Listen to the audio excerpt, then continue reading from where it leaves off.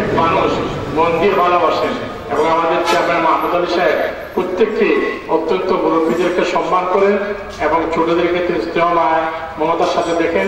ওনার জনপ্রিয়তার কথা শুনে খুব খুশি হলাম। আমি আশা করব তার ভবিষ্যৎ জীবন উজ্জ্বল হবে, সুন্দর হবে। আপনাদের সবাইকে অনেক অনেক ধন্যবাদ জানিয়ে আমার বক্তব্য এখানে শেষ করছি। আল্লাহ হাফিজ।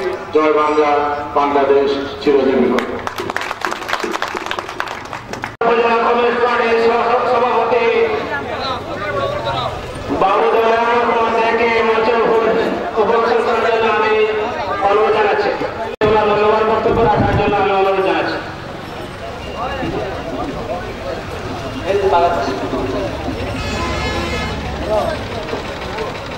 বাজার কমিটির সভাপতি বিশিষ্ট ব্যবসায়ী আমার সহযোগিতা মজিবুর রহমান হাসনা সাহেবকে মঞ্চে আসন গ্রহণ করার জন্য আমি অনুরোধ জানাচ্ছি।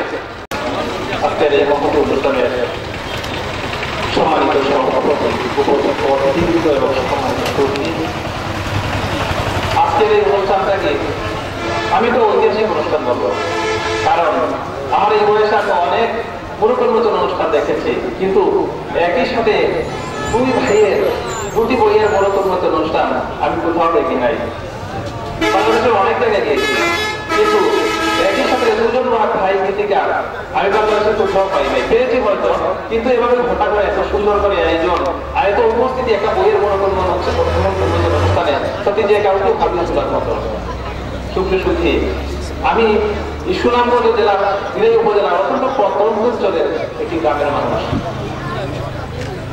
আমি সঙ্গীত সংগ্রাহক হিসাবে বিভিন্ন জায়গায় যাই, বিভিন্ন বাড়িতে যাই, বিভিন্ন গুণীজনদের কাছে যাই, কিন্তু এই বিয়ানীবাজার কখনো গান সংগ্রহের জন্য আসবো আমি কখনো ভাবতেও পারিনি। আমার এটা বিশ্বাসে ছিল না। বিশেষ করে হেলালুদ্দিন সাহেবের গান যখন সংগ্রহ আসে 2014 সালে, সম্ভবত জুন অথবা জুলাই মাসের দিকে আমি আসছিলাম। সেই সুদূর সুনামগঞ্জ আমার কানে বেজেছিল হেলালুদ্দিন সাহেবের গানের সুর। আমি দেখেছি যে ওনার গানে অত্যন্ত মূল্যবান সব কথা আছে, যে সমস্ত কথা বিখ্যাত সাধকরা বলে গেছেন, ঠিক তেমনি ভাবে তিনি তার গানে বলে গিয়েছেন সমাজ সচেতনতার কথা, জাতি জাগরণের কথা, মানুষকে ঐক্যবদ্ধ করার কথা, বঙ্গবন্ধুর কথা, বাংলাদেশের ইতিহাসের কথা। আমার সময়ে 2000-এর অধিক গান আছে, বিভিন্ন গীতিকারের, অসংখ্য গীতিকারের পাণ্ডুলিপি আছে আমার কাছে। হয়তো প্রকাশ করা সম্ভব হয় না সময় স্বল্পতার কারণে, সবার এটা সীমাবদ্ধতা আছে। কিন্তু হেলালুদ্দিন সাহেব যেভাবে বলেছেন, সব দ্বিধাদ্বন্দ্ব ভুলে গিয়ে হাতে হাত মিলাই মানুষ মানুষের ভাই, এই সমস্ত কথা, এই সমস্ত আহ্বান আমি দ্বিতীয় কারো গানে পাই নাই। পেয়েছি কবিদুল্লাহের কথায়, যেখানে তিনি অখণ্ড পৃথিবীর স্বপ্ন দেখেছিলেন, ঠিক সেইভাবে অখণ্ড পৃথিবীর স্বপ্ন দেখেছেন আপনাদের এই হেলালুদ্দিন সাহেব।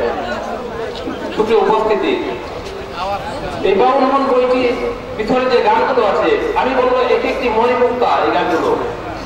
এই গানগুলো নিয়ে যখন আমি লিখতে বসেছিলাম, সম্পাদনা করার জন্য প্রবন্ধ লিখতে বসেছিলাম, তখন একটা দ্বিধাদ্বন্দ্বের মধ্যে ছিলাম। আমি কোন গানটি নিয়ে লিখবো, কোন গানটিকে বাদ দেবো। যদি হেলালুদ্দিন সাহেবের গান নিয়ে লিখতে হয়, প্রতিটি গানে এক একটি প্রবন্ধ হবে। এখানে 307টি গান আছে, এর মধ্যে 307টি প্রবন্ধ হবে, শুধুমাত্র 307টি গান দিয়ে 307টি প্রবন্ধ হবে। কিন্তু এই ধরনের গীতিকাররা এবং গুণী সাধকরা শুধুমাত্র প্রচারের অভাবে বেরিয়ে আসেন না। আমার বিশ্বাস, যদি হেলালুদ্দিন সাহেবকে আপনারা তুলে ধরতে পারেন, যদি আপনাদের অঞ্চলের লোকজন, আপনাদের অঞ্চলের লেখকগণ যদি তাকে নিয়ে নিয়মিত লিখতে পারেন, আমার বিশ্বাস এই হেলালুদ্দিন সাহেবের হাত ধরে এই বিয়ানীবাজার উপজেলায় একদিন 21শে পদক আসবেই এবং আসবেই। সেজন্য আপনাদের সহযোগিতা প্রয়োজন। সাধারণত গানের মধ্যে হয়তো বৃদ্ধি হয় না। এই বইটি আমি করেছিলাম 21শে বইমেলা 2015 উপলক্ষে, পর্যাপ্ত পরিমাণ বিক্রি হয়েছে। এবার বইমেলা বইটি পেয়েছি, বিক্রি হচ্ছে পর্যাপ্ত পরিমাণে। আমি 3 দিন ছিলাম 21শে বইমেলাতে।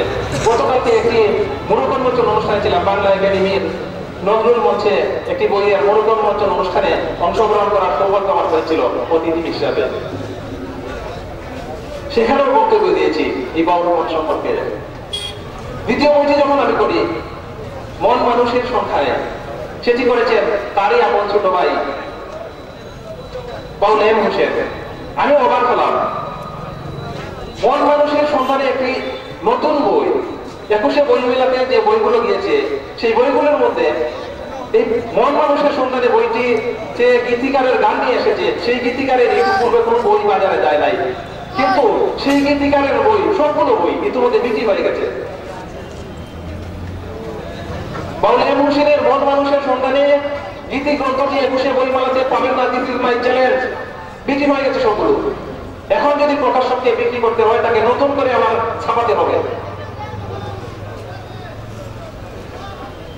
বক্তব্য দীর্ঘায়িত করবো না, আপনারা এখানে অনেক গুণীজন আছেন, অনেক কিছু বলার ইচ্ছে ছিল, আমাকে আবার বেরিয়ে যেতে হবে। আমি রাতে ট্রেনে ঢাকা থেকে এসেছি, অনেক কষ্ট হয়েছে, কেননা একটা ছোট্ট একটা ঘটনা বলে আপনাদের। আমি যখন ঢাকা থেকে ট্রেনের টিকিট করি তখন আমার সাথে একই কামরাতে এক ভদ্রলোকের ছোট একটা বাচ্চা নিয়ে খুলে নিয়ে, তার সাথে টিকিট ছিল না, প্রায় ভৈরব পর্যন্ত 3 বছরের বাচ্চাকে খুলে নিয়ে এসেছেন তিনি। আমার খুব খারাপ লাগলো। আমি ভদ্রলোককে ডেকে বললাম, ভাই আপনি তো একটা বাচ্চা করে নিয়ে আসছেন, আপনি প্লিজ আপনি বসুন, আমি দাঁড়িয়ে যাচ্ছি। তিনি বললেন আপনার কষ্ট হবে না? আমি বললাম আমার করে তো বাচ্চা নাই, আপনার করে একটা 3 বছরের বাচ্চা, আপনার অনেক কষ্ট হচ্ছে, আপনি বসুন আমি দাঁড়িয়ে যাচ্ছি। সেই ভৈরব থেকে সিলেট পর্যন্ত আমাকে দাঁড়িয়ে আসতে হয়েছে, অনেক কষ্ট হয়েছে। আবার এখান পর্যন্ত এসেছি, আবার বেরিয়ে যেতে হবে আমাকে। অনেক কিছু বলার ইচ্ছে ছিল, সময় স্বল্পতার কারণে হয়তো বলা সম্ভব হচ্ছে না। এখানে অনেক গুণীজন আছেন, আপনারা বলেন। আমার একটাই অনুরোধ, আপনারা হেলালুদ্দিন সাহেবের গানগুলো নিয়ে একটু লেখার চেষ্টা করবেন এবং বইগুলো পড়ার চেষ্টা করবেন। এখন এমন একটা সময় এসেছে আসলে বইয়ের পাঠক নেই, যত দিন যাচ্ছে পাঠক কমে যাচ্ছে অনলাইনের কারণে। তারপরেও যে এম হোসেনের গানের বইটি আমরা শেষ পর্যায়ে বিচির অনেক শেষ করতে পেরেছি, তা সত্যি একটা ভাবতে ভালো লাগে। এমন জনপদে এসেছি যেখানে 2 ভাইয়ের গানের বই নিয়ে দুটো বই এসেছে, তাও বেশ বড় সড়ো বই। এখানে তাদের হেলালুদ্দিন সাহেবের উস্তাদ আছে, এম হোসেন সাহেবের দাদা উস্তাদ, তার যে অনুভূতি কেমন আমি জানি না, আমার অনেক ভালো লাগছে, আশা করি তার অনেক ভালো লাগবে। অত্যন্ত বিখ্যাত একজন গীতিকার আলী হোসেন সরকার সাহেবের সুযোগ্য সরকার মুজিবুর রহমান সরকার সাহেব, যার এক নামে সারা বাংলাদেশের সবাই ছিল, তার অনুভূতি অনেক ভালো লাগার কথা। বক্তব্য দীর্ঘায়িত করবো না, আপনারা প্রত্যেকেই চেষ্টা করবেন সৃজনশীল কাজ করার জন্য। সৃজনশীল কাজের মাধ্যমে মানুষের মন জয় করা যায়, সৃজনশীল কাজের মাধ্যমে বিখ্যাত হওয়া যায়। আপনারা তো জানেন যে বিখ্যাত কণ্ঠশিল্পী মমতাজ, আচ্ছা কেউ বলতে পারবেন মমতাজের শিক্ষা পদ্ধতি কতটুকু? কেউ বলতে পারবেন শাহাদুল করিমের শিক্ষা পদ্ধতি কতটুকু? তারা কি পিএইচডি ডিগ্রি অর্জন করেছিলেন? করেন নাই। গান লেখার জন্য পিএইচডি ডিগ্রি নিতে হয় না, গান লেখার জন্য বেশি বেশি পড়ালেখা করতে হবে না। হ্যাঁ, পড়ালেখার সাথে বাদ দিতে হবে না, পড়ালেখার প্রতিবন্ধ লেখা যায়, সৃষ্টি করা যায়। এই কথা গানগুলোর মাধ্যমে আপনি জনগণের দুঃখের তুলে আনতে পারবেন, মানুষের আশা আকাঙ্ক্ষার কথা প্রকাশ করতে পারবেন, এই দেশকে এগিয়ে নেওয়ার বিষয়ে যেটুকু চিন্তা চেতনা আপনার মনের ভিতরে আছে সেগুলো প্রকাশ করতে পারবেন। এখন দেখবেন গানের কিন্তু অত্যন্ত কদর, একটা সামান্য একটা সাবানের অ্যাড দিয়ে একটা গানের প্রয়োজন হয়। টিভিতে যতগুলো অ্যাড আছে প্রত্যেক অধিকাংশ অ্যাডের মধ্যে গান আছে। গানকে প্রাধান্য দিলে আমাদের এগিয়ে যাওয়ার একটা পথ আসবে। আমি ছোট্ট একটা গল্প দিয়ে আপনাদের কাছে বিদায় দেবো। আমি অনেক কিছু বলার ইচ্ছে ছিল, ফাঁকে ফাঁকে বলে যাচ্ছি, হয়তো আপনাদের ভালো নাও লাগতে পারে, কারণ আমি তাড়াতে ইচ্ছে করে আমি ফাঁকে ফাঁকে বলে যাচ্ছি, আমাকে চলে যেতে হবে। তাই ছোট্ট একটা পেন্সিলের গল্প দিয়ে আপনাদের কাছে বিদায় নিচ্ছি। একজন পেন্সিল নির্মাতা যখন একটি পেন্সিল বানাচ্ছিলেন তখন তিনি বলেছিলেন, হে পেন্সিল, আমি তো তোমাকে বানাচ্ছি, তুমি একজন ভালো মানুষের পেন্সিল হয়ে, তোমার মাধ্যমে যেন মানুষের দুঃখের কথা আসে, তোমার মাধ্যমে যেন ফুল পাখি ফুটে উঠলে এমন পাখি ফুটে উঠে মানুষের উপকার হয়, সমাজ সচেতনতার কথা বলে। হে পেন্সিল, তোমার পিছনে একটা রাবার আছে, তোমাকে যে যখন মানুষ লিখবে যদি কোথাও ভুল হয় রাবার দিয়ে মুছে ফেলবে। হে পেন্সিল, তোমাকে লিখতে লিখতে যখন তোমার মাথাটা ভূতা হয়ে যাবে তখন কাটার দিয়ে কাটবে তোমাকে, আবার সেই ধারণ করে লেখার জন্য, সুন্দর করে লেখার জন্য। তখন হয়তো তোমার একটু কষ্ট হবে, সাময়িক কষ্ট, সেজন্য তুমি দুঃখ নিও না।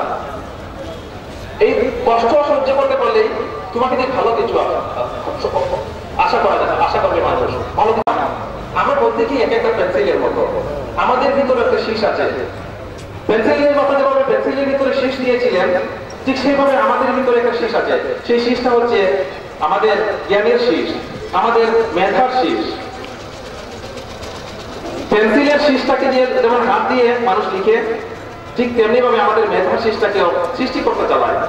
ভালো কিছু করতে পারি, সমাজের মানুষ আমাদেরকে মনে রাখে। যদি খারাপ কিছু করি, সেই খারাপের জন্য সংশোধনের পথ আছে। সেটা রাবার দিয়ে যেভাবে পেন্সিলের দাগগুলো মুছে ফেলা যায়, ঠিক সেভাবে আমাদের ভুলগুলো আমরা সংশোধন করতে পারবো। কিন্তু খারাপ যদি করি, সেটা একটা ক্ষত থেকে যাবে। যদি ভালো কিছু করি, সেটাও উদাহরণ হয়ে থাকবে। আমরা যেন প্রতিটি মানুষ যেন আমরা এক একটি ভালো পেন্সিল হতে পারি। আমরা যেন প্রত্যেকেই যেন আমাদের ভিতরে সেই শীষ দিয়ে মানুষের উন্নয়নের কথা বলতে পারি, মানুষের উপকারের কথা বলতে পারি, জাতি জাগরণের কথা বলতে পারি, সমাজ সচেতনতার কথা বলতে পারি। সেই দিক থেকে যেন আমাদের সুদৃষ্টি থাকে। যেভাবে বলেছেন আমাদের হেলালুদ্দিন সাহেব, আমাদের হেলালুদ্দিন সাহেব অত্যন্ত ভালো একটি পেন্সিল। তার পেন্সিল দিয়ে যেভাবে ফুটে উঠেছে মানুষের প্রয়োজন, আমি বলবো এই দুঃখ জয়ের মন্ত্রগীত, তার এই বইয়ের ভিতরে যেভাবে দুঃখ জয়ের মন্ত্রগীত আছে, সেই দুঃখ জয়ের মন্ত্রগীত গুলো যদি মানুষের কাছে পৌঁছে দেওয়া যায়, যদি বিখ্যাত সাধকদের হাতে পৌঁছে দেওয়া যায়, যদি বিখ্যাত গবেষকদের দ্বারা পৌঁছানো যায়, যদি সংস্কৃতি মন্ত্রণালয়ে পৌঁছানো যায়, এই হেলালুদ্দিন একজন হয়ে উঠবেন শাহ আব্দুল করিমের মতো একজন কবি সাধক। এই প্রত্যাশা রেখে আমি আপনাদের কাছে বিদায় নিচ্ছি। আপনারা ভালো থাকুন, সুস্থ থাকুন, সুন্দর থাকুন। ধন্যবাদ সবাইকে।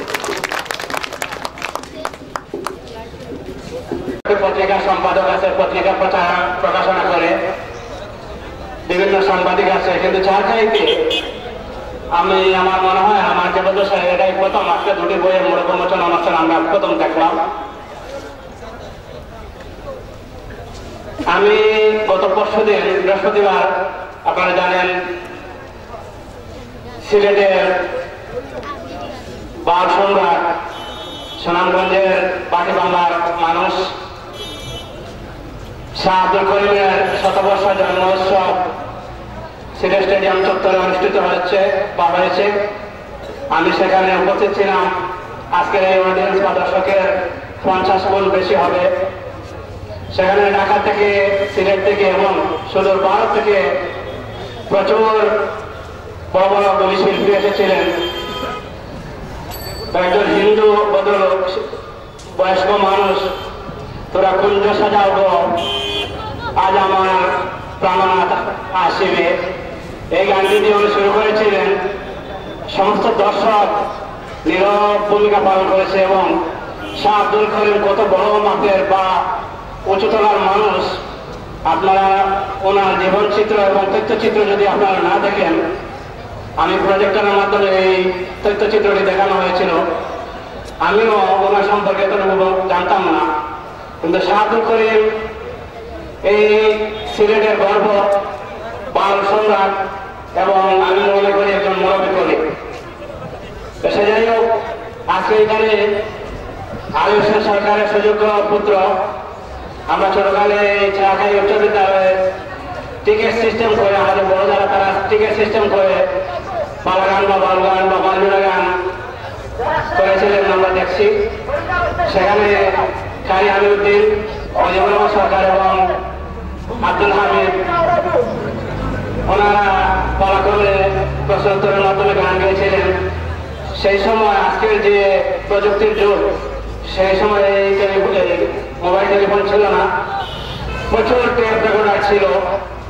একটা টেপ রেকর্ডারে রেকর্ড করার জন্য 500 টাকা থেকে 1000 টাকা পর্যন্ত মানুষের টাকা দিয়ে গানগুলো রেকর্ড করত।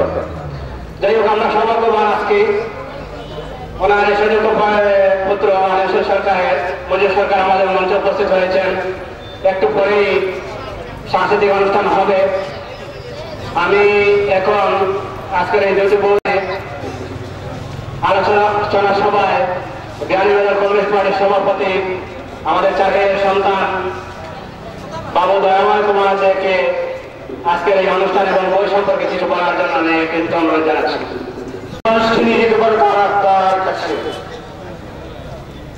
সঙ্গীত শিখিয়ে দিতে পারে কিভাবে ভালোবাসতে পারে প্রিয়তম মানুষকে, সঙ্গীত ফিরিয়ে দিতে পারে পরাজিতের সাহস, সঙ্গীত শিখিয়ে দিতে পারে লালন হাসন গগন থেকে শুরু